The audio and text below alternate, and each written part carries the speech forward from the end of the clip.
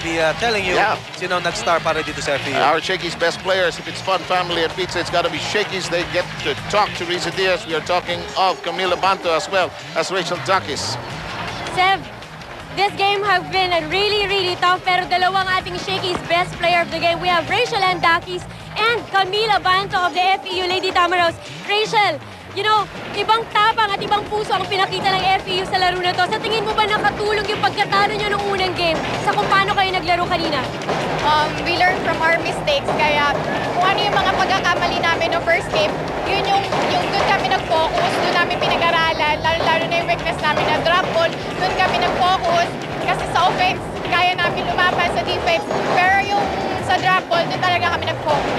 Salamat, Rachel. Alam mo, Camille, yung strength ng Adamson dati ng mga hulog, yun ang ginawa niyo sa kanila kanina. Aasahan natin babawi ang Adamson on Sunday. Ano namang klaseng FEU team ang makikita ng supporters niyo on Sunday? Siguro mag-ensayo pa kami mabuti, mas gagandahan pa namin yung game na gagawin namin for Sunday. Paghahandaan namin mabuti, siguro hindi pa masyado maganda yung galaw namin ngayon. Kasi 2 araw lang kami nag-prepare for this game.